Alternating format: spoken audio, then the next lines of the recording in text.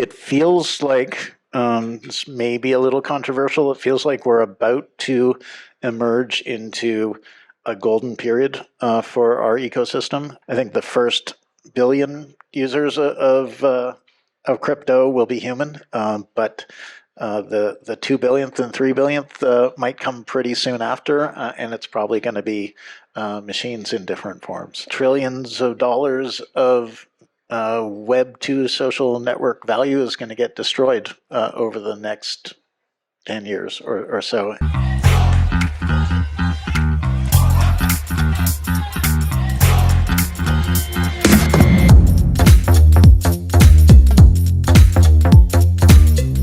Without further ado, I would love to introduce with great pleasure the co-founder of Ethereum, founder and CEO of Consensus, but certainly Joe Lubin does not need introduction as the true pioneer of this space.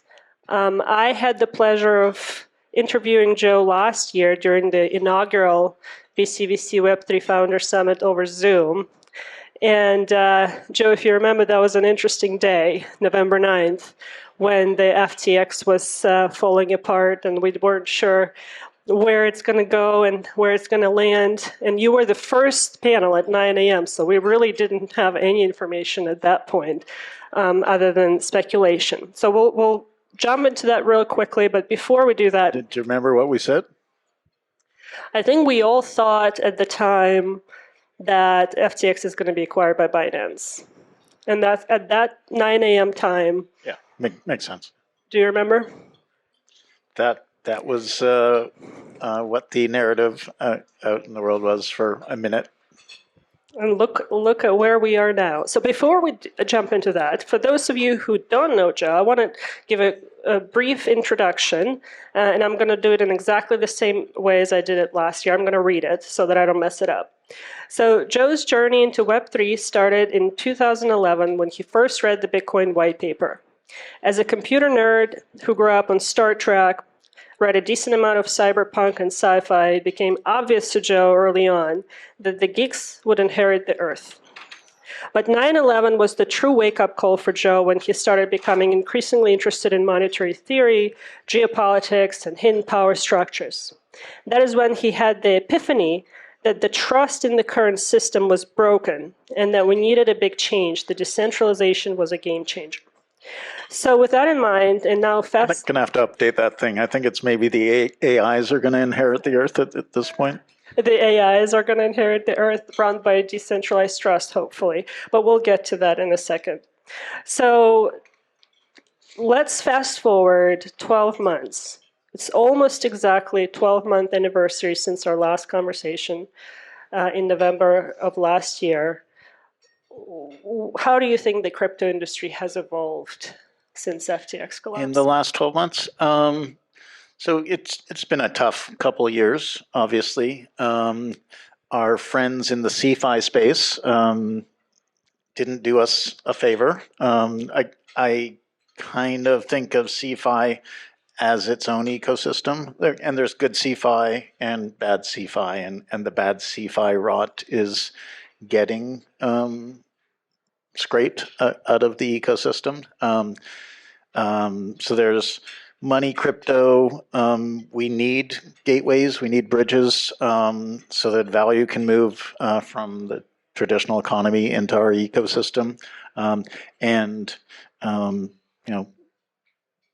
Regulation could have arrived a little bit sooner, and our ecosystem was able to do some self-policing, and regulators, law enforcement have arrived, and we're towards the end, I think, of the damage that CeFi has caused, and ideally the tech, crypto, or decentralized protocol space will be what people see as crypto going forward. What the world has seen has been a lot of groups that treat decentralization as a marketing term, not a design principle. So it feels like this may be a little controversial. It feels like we're about to emerge into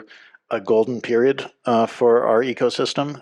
We've essentially had two major phases, at least in the Ethereum space. We had, and we've really been building layers of enabling infrastructure. We haven't really built use cases that are valuable to consumers and businesses. So we've had this early phase where this new invention, decentralized trust, was fleshed out. We built networks, built algorithms, thought about tokens and what we could do with them, built primitive wallets, account systems, and that drove a lot of irrational exuberance, and it was just a lot of people in our ecosystem playing with our own stuff and growing the pie that way. The second phase was essentially DeFi-related democratization of finance. What can we do with all these tokens? And trying all sorts of experiments on how to create financial instruments, democratization of the creation of financial instruments, of usage of financial instruments, all the different ways that we can go to market and play with, compose these digital assets. So both of those were very inward looking, really, and we're about to embark on the next major phase, which is building out the next major layer, which is Web3 components. And the most important Web3 components are self-sovereign identity and reputational primitives. And so we are about to start building the next social, financial, economic, political fabric, and it will all be based on all of us and all the companies establishing their own self-sovereign identities and creating their own social graphs. And so you think we've hit that inflection point where the infrastructure has been built, yeah. The infrastructure is good enough, and now we're ready to build the yeah, so enabling infrastructure, we've got decentralization, we've got scale. People are worried that there's too much block space right now, but wait till we have a few real use cases. We're going to run out of block space again pretty quickly. So it's going to be painful as more and more waves of innovation show up and we eat up all the block space. But we've got inexpensive block space for now. Blobs are coming to Ethereum, so we're going to have pretty inexpensive sort of temporary storage for layer twos. And we've got primitives. So there are a bunch of decentralized identity companies. Self-sovereign identity can be in the form of DIDs. It can be ENS, just addresses even, and we have attestations and a delegation framework and NFTs, and all these things are essentially aspects of reputation. MetaMask has a plugin system, and we've got 3 snaps plugins already on MetaMask and more to come. So I remember early on, and in my days, that was 5 years ago, early 2018, I was attending panels, I was speaking on panels, and I heard people being very bullish on identity. And then we had... Yeah, I've been predicting that this is the year for identity for 6 years now, maybe. So why do you think this is the year? What is the inflection point for identity to come to market now? The tools appear to be ready. Scale and cost is ready. And I know that we're going to drive a lot of activations or stunts around incentivizing companies and people to essentially build out their social graphs.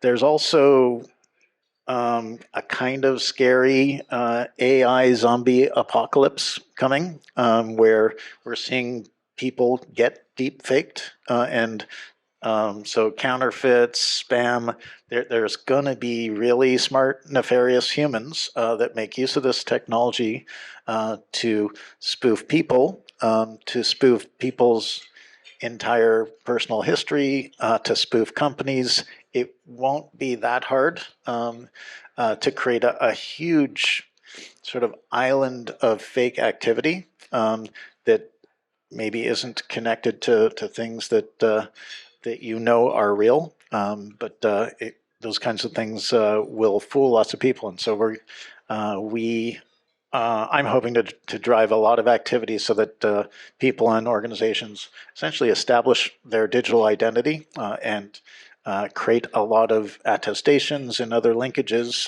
to create these webs of trust. If we had more infrastructure in place right now, I would tell everybody in this room to, or maybe you would fire an attestation that everybody was at this event, and we'd take pictures and put them online and sort of use those as part of our personal histories and reputations so that nefarious actors would have a much greater time of trying to essentially spoof one of our identities. Well, the devil's advocate, of course, would say you can already do that. Just take a picture, upload it on Twitter, and just say that you are here. Yep. So you can do attestations on Twitter. Problem with that is that if Elon doesn't like what you said, there goes your attestation. If Elon doesn't like you or what you said about someone or something, boom, boom. So if Elon likes what you said, but wishes that he'd said it, maybe he'll change the timestamp on it and sort of claim it for his own. So Ethereum attestation service, we have on our layer 2 Linea, we have something called Verax that's interoperable with the EAS. Those things are indelible and timestamped, and we need to have systems that aren't erasable. So I want to drill into one specific variable that you just brought up as an inflection point for identity, and that is being the rise of AI. That is certainly something new that happened since we met last year in November. ChatGPT was released. We had now the AI craze, and a lot of people would say AI stole the thunder from blockchain and crypto.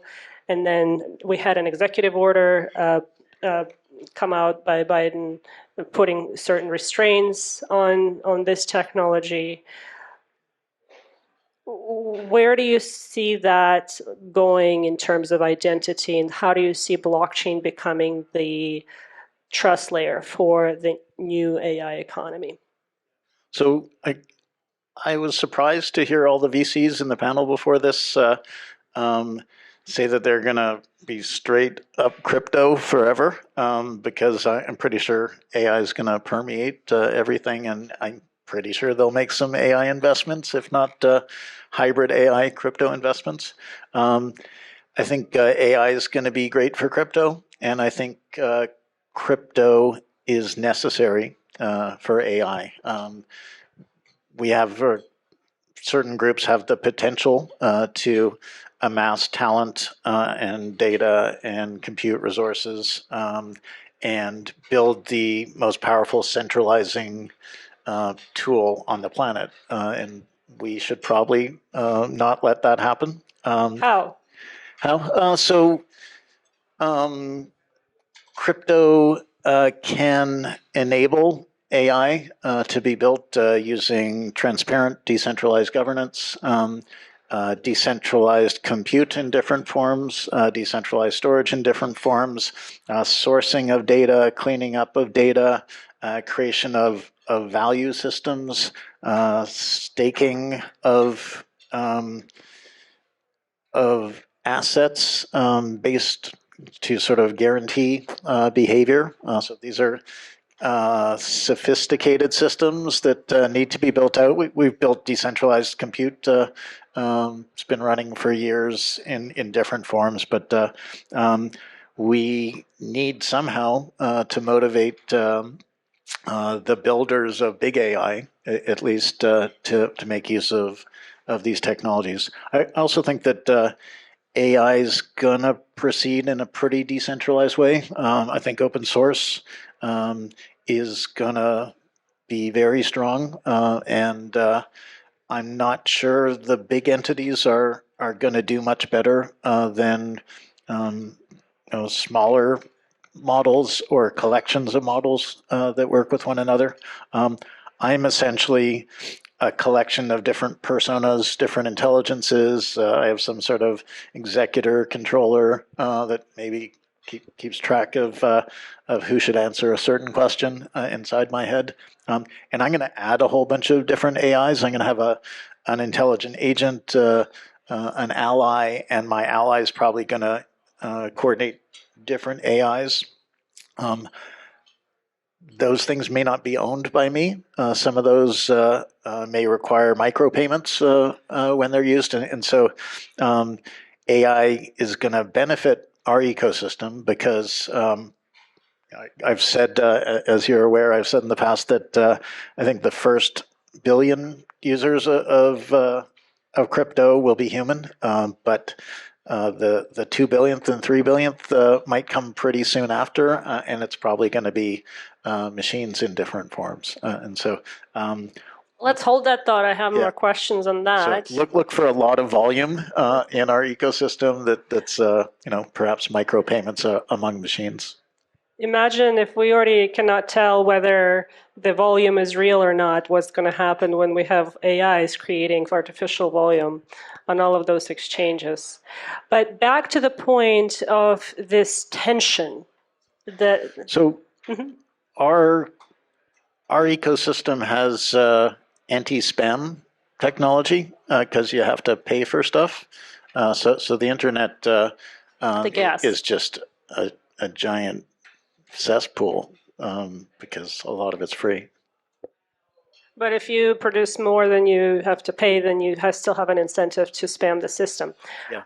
So I think attention systems. So if some AI wants my attention, that AI can propose to pay me something.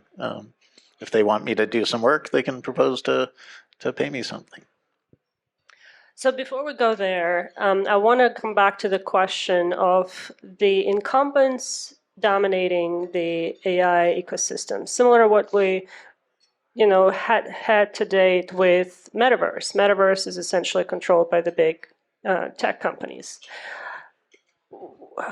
How do we want to convince these large incumbents to decentralize, or do we just need to build a force big enough for them to notice and then just take over? I think decentralization is going to proceed naturally, and I think it's going to win. I think the ability to establish our own social graphs, a bunch of different social graphs for different purposes, the ability to add content, pub subsystems, add functional widgets. If all of us are suddenly able to own, control, monetize one or more of our social graphs, that's going to be a really powerful force economically, politically, and I think trillions of dollars of Web 2 social network value is going to get destroyed over the next 10 years or so. And how many trillions? Well, I don't know what the social network market cap is. What is it? 2 trillion or 3 trillion? Who knows? Depends which companies you count as a part of it, but yeah, a couple trillions. So weapons of mass manipulation and control, top-down control, are profoundly damaging human life on this planet, and so I think people are waking up to that. And if you give people equivalent or better tools and enable people to start living their lives in their own social networks, overlapping social networks, so I'll be connected to yours, you'll be connected to mine. Maybe I'll have a persona, a self-sovereign identity that's the root of one of my social networks, and maybe it'll have an NFT container to it, and maybe you can lease my NFT container or pay it something in order to access my people. Maybe you add some content to my network, and my AI, one of my AI personalities thinks, hey, that's cool, and tells my NFT to give you an NFT and to pay you a little bit. And so I think this is the next social fabric. I think this is the next economy, and um, uh, feels to me, it's certainly centralization and decentralization are cyclical and countervailing forces, but I think decentralization is going to have some powerful tools soon. So what I'm hearing you say is this is a force that's powerful enough that we don't even need to go and convince the We Microsofts. should probably try to do that, but I think it's dangerous to police, call it American AI companies, because the opposite is going to happen in other places. I think it's amusing and ironic that the Biden executive order leaned into privacy when they're trying to kill privacy in our space, and it may be the case that that. Um, the threat of AI wakes the White House up. So the executive branch has been trying to kill crypto or slow crypto, and fortunately, the judicial branch has been helping us out. So AI could drive growth of our ecosystem. Um, Also, as I'm sure we've heard many times today, the spot Bitcoin and then Ether ETFs, I think are going to draw in so much activity and so much value that the executive branch is not going to be able to continue on its path. In terms of, we have a few different directions we can go here. We can go down the. I opened up a bunch there. Go for it. We have time, so why don't we touch a little bit more on the regulatory question? And by the way, we're going to have a member of Congress joining us in about 20 minutes immediately after that panel. But there's also talk that was pretty prominent by Bill Gurley, I believe, at the All In Summit a few weeks ago, which essentially stated that why are we fighting for all this regulation when regulation really just favors the incumbents, right? So we're in an interesting place where we want So that regulation. promotes decentralization in a sense, because at least according to the executive order, the regulation that would apply to the big entities, the incumbents, and something they usually like because it represents a moat, would not apply to smaller entities. And if you've got a lot of small entities building out with a variety of AI technologies, I think the swarm is going to win. But do we want the government to tell the small swarm companies how to operate? I Do we don't think really so. want it? So we don't want regulation. Um, I, decentralization, swarm intelligence will be a powerful force, and I don't think um, septuagenarians or octogenarians or maybe the next generation of leaders are going to be able to keep up with the innovation. Most of the folks in the audience here are builders. They're entrepreneurs. They're building their next companies. A lot of infrastructure companies are being built here, but also application, consumer, institutional products. Twofold question. One, in the context of AI, if you were to be a builder, what would you be building right now? And outside of AI, if there's anything else you would love to see builders build, what would that be? Okay, let me revisit the previous question. I do think that for certain cohorts, there should be regulation. So Which cohorts? people who prefer to live in the centralized legacy economy, if if Meta wants to exploit them, there should be some safeguards around that. people who choose to live in the emerging decentralized ecosystem, I don't think that's going to be very regulatable. If you're really decentralization native, and you're probably going to be savvy enough, and there will be systems that sort of self-regulate the space. And so I'm a young entrepreneur, and what do I want to build in AI? I selfishly, I would love to see some great intelligent agents, personal AI allies, and figure out how to wire up lots of different intelligences. Another really weird and interesting idea is essentially seeing blockchains as a world, and via unsupervised learning and then supervised learning, create intelligences that are just monitoring that data as it streams by in blocks, and coming up with feature detectors, the same way that that we see color and edges and shapes in our vision system, and then via supervised learning, try to make sense of that stream of data, and then essentially you could have an intelligence that is living in blockchain space that you could have a conversation with. And then it would just build everything itself, If right? anyone wants to do that, please, Joe will please fund find me. you.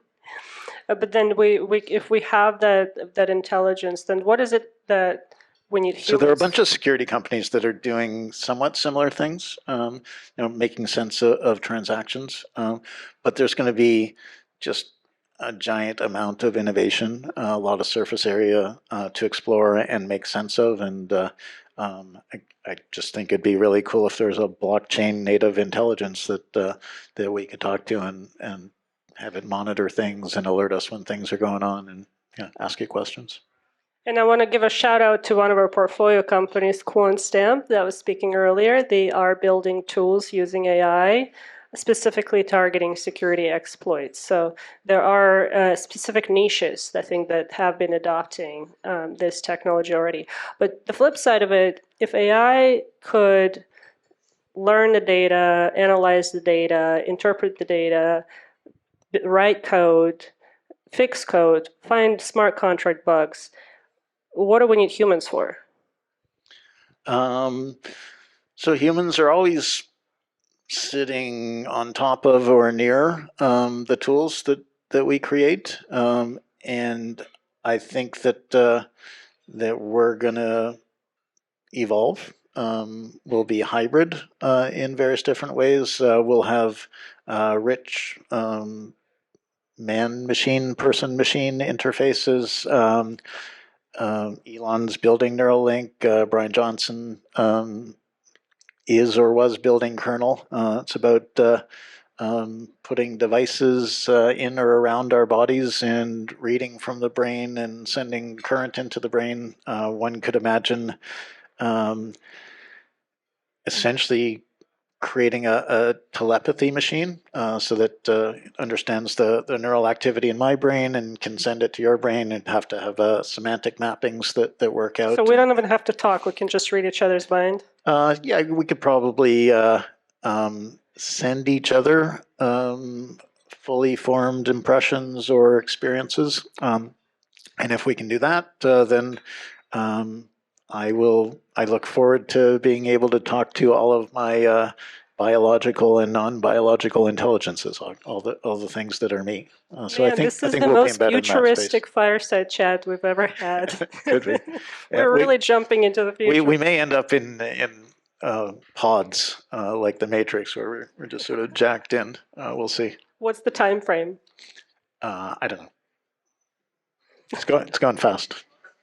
6 months. Not 6 months. 3 months. All right. So I want to ask a couple more questions, and then we'll pass it on to the audience. We've just experienced one of the most interesting combination of two cycles: the quantitative tightening as well as the crypto bear market.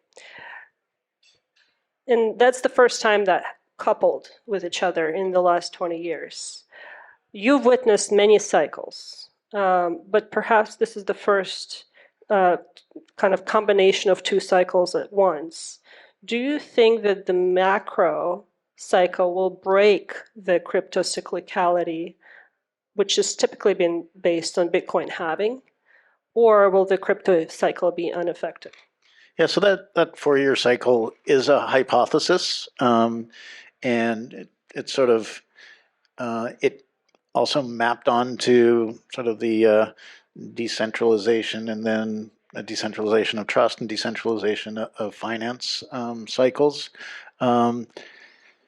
I feel like the legacy world and the decentralized world are both coupling and decoupling. And so I think with the ETFs, with crypto dollars or stable coins, which are an incredibly powerful force right now and growing rapidly, I think we'll see a bunch of coupling. And there's essentially the ending of a super cycle. The U.S. budget is, most nation states' budgets are problematic. Various nation states don't want to hold U.S. dollars, don't want to hold U.S. treasuries, and don't want to lend anymore to the U.S. And so the difficulties in the legacy world could end up being opportunities for our world. It will be really funny if the U.S. government is paying yield to a whole bunch of crypto companies for building crypto dollar systems. The euro dollar system started out very similarly because there was need for U.S. dollars in other countries, and eventually the U.S. thought that was going to be problematic, might be sources of financial instability, and so they kind of brought those systems under the tent, and we're about to see that in our ecosystem. So I feel like it's about to be a golden age for our ecosystem. It might be painful, however, because one civilization is cracking apart while another one's sort of being birthed. And it's probably going to be, I don't think it's going to be a raging bull in the same way, because I don't think we'll have the same sort of irrational exuberances, but there will be a much bigger serviceable, available market for our ecosystem. Just a lot of retail and institutions and investment advisors are now going to be able to buy stocks and essentially pour money into our space. And so up, but sort of like this, and very complicated for our ecosystem. And I don't know how that maps into the cycles. Hard to tell. The narrative before the last cycle started was now, we have the smart money getting into crypto. It's the institutions. So we're not going to see the same volatility that we have seen before. And that's proven they to didn't be. come in. So we didn't. So stable coins or crypto dollars are going to be low-hanging fruit to enable businesses to start making use of those things. We need regulation so that DeFi becomes acceptable. There will be sort of regulated DeFi first, and then less regulated but still accessible DeFi. So we haven't really seen the legacy economy move into our space, obviously. Which might lead to the counter argument to what you're saying, is it might actually lead to more irrational exuberance that we've ever seen before. It is possible because humans operate by fear and greed, and it gets pretty extreme. I will give you that point. Let's hope we have a sort of calmer version of irrational exuberance, some slightly rational exuberance. Okay. I would like to open it up for questions. If anybody, go ahead. And why don't you take? Hey Joe, thanks for Such an interesting fireside chat. You mentioned this web of trust thing, which I think has been a super interesting idea for a long time. Uh, but one thing we've seen with all the people trying to prevent, for instance, airdrop symbols, which seems like a small point, but is that it's actually easier to make identities that seem real, but in a fake way. So how do we create reputation systems in a environment that's so well defined and so constrained as our on-chain systems? If identities are so easy to, if it's easier to make someone seem real if they're actually fake. So we're at the start of that journey. We have some primitive tools right now, and I don't have a good answer for you, but we need a ton of infrastructure.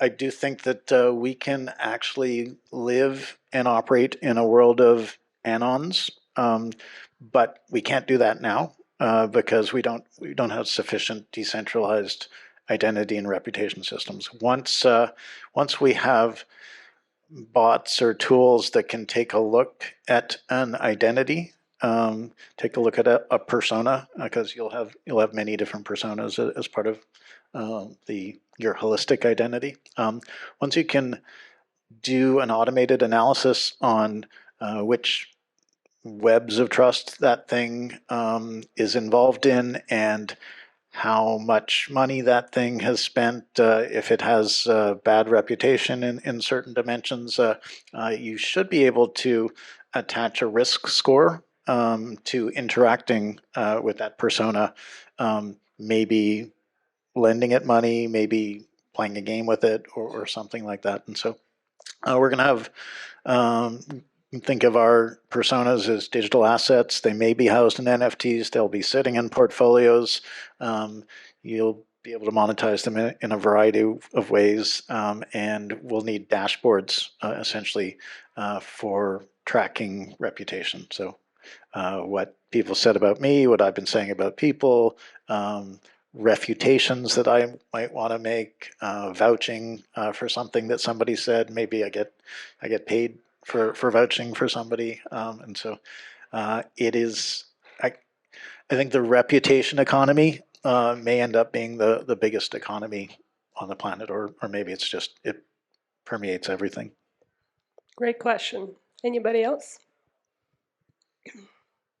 Just yell. What's going to happen after the halving? I'm just going to repeat the question for the video.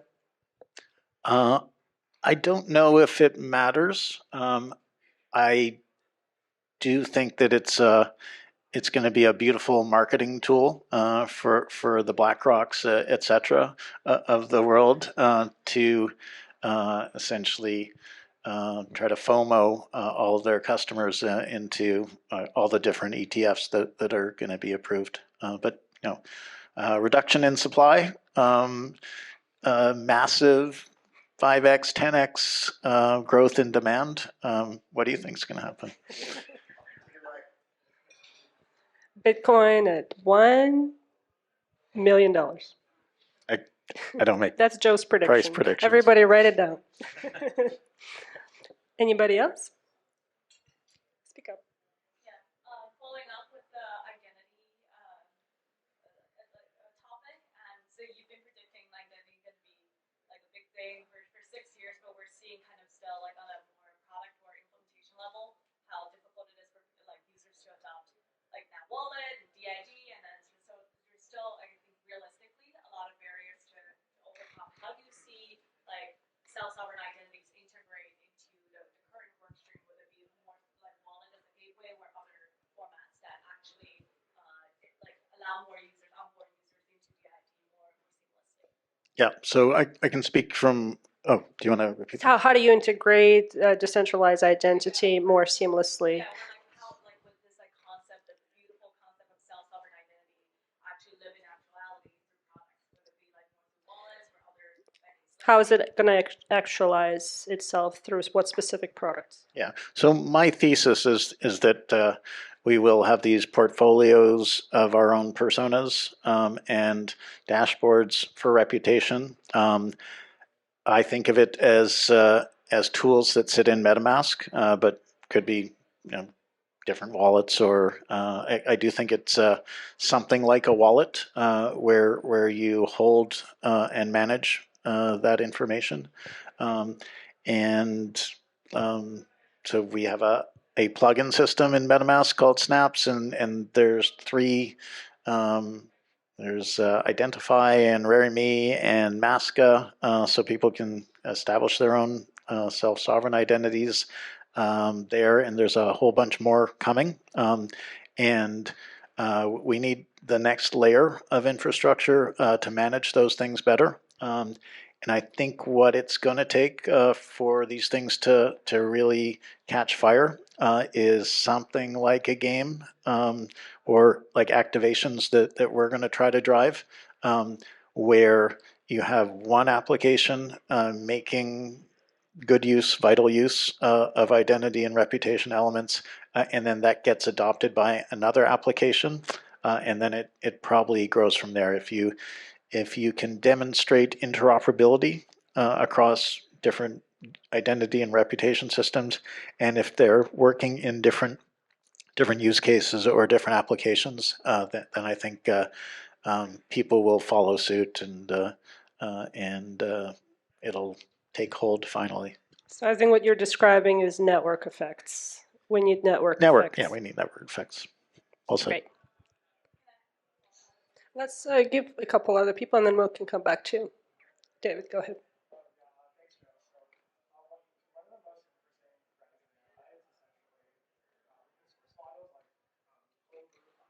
Yep.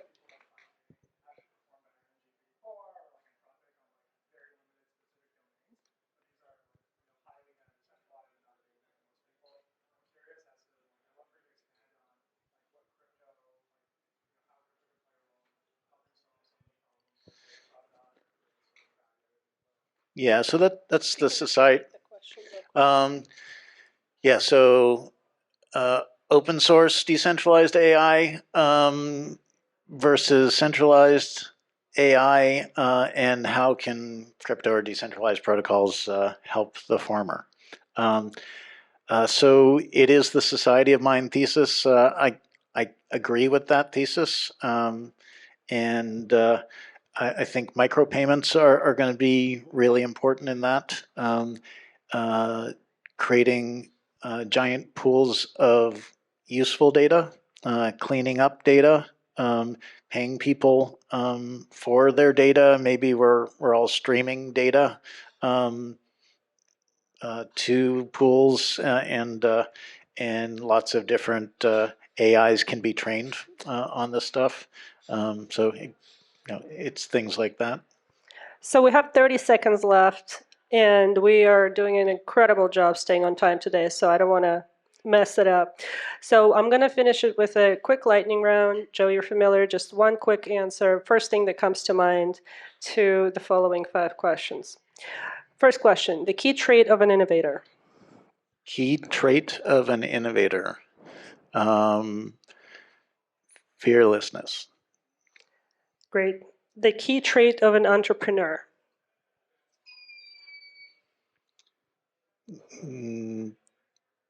Maybe I should go with fearlessness. You can reuse the answer. Call it trustworthiness. Integrity. Love it. One book that the entrepreneur must read. 5 Dysfunctions of a Team.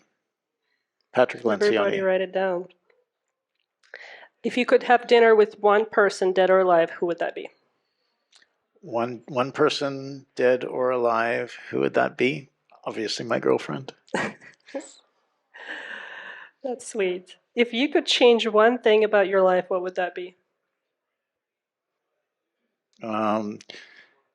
Irritating things would just get handled without me knowing about them. On that note, please give need my AI to help me out. The AI will help you out with that. Please big round of applause for Joseph Lubin.